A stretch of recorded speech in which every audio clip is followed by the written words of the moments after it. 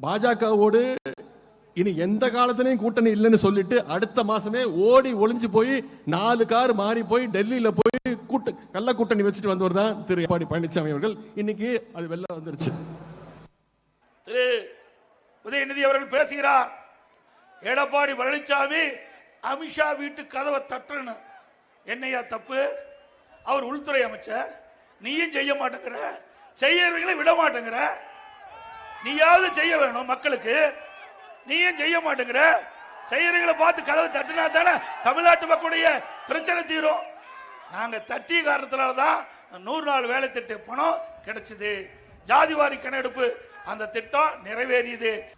உங்க சுயநலத்துக்காக, உங்க குடும்பத்தினரை ரைடிலிருந்து காப்பாற்றுறதுக்காக அதிமுகவையே டெல்லியில போய் அமித்ஷா கிட்ட அடமானம் வச்சுட்டு வந்திருக்கிறீங்க.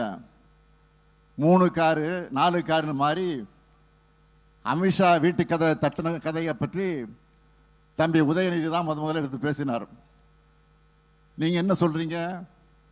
அமித்ஷா வீட்டு கதை தட்டா என்ன தப்பு அப்படின்னு வெக்கமில்லாம கேட்குறீங்க. யாருக்காக தட்டினீங்க? உங்க குடும்பத்தை ரைடிலிருந்து காப்பாற்ற உங்க கட்சியை அடமானம் வைக்கத்தானே தட்டினீங்க.